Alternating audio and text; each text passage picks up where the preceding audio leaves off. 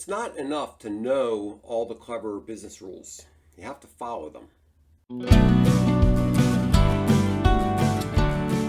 Hi everybody, my name is Greg Cravel and this is my podcast, Something I Learned Yesterday, where I take one issue, usually from the world of publishing, and explain it in just a few minutes.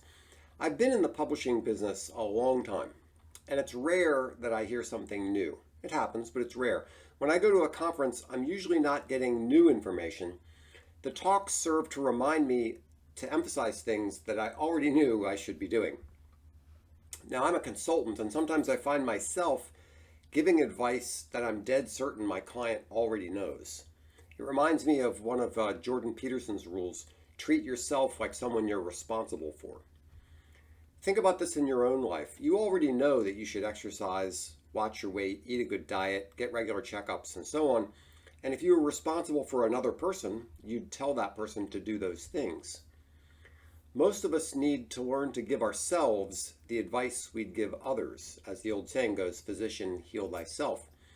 We've all heard the saying, it's easier to keep a current customer than get a new one 100 times. But have we all incorporated that concept into our businesses? I don't think so. Just last week, I was speaking with a publisher who was ignoring a relatively obvious way to engage his current customers. He knows the saying, and if I was asking his advice, he'd undoubtedly quote it to me. When I gave him my recommendation, his reaction was along the lines of, well, of course I should do that. A couple weeks ago, I was at a conference where people were lamenting how much of audience development focuses on growth rather than engagement and keeping existing customers happy. Growth is a good thing, but keeping current customers is a better thing.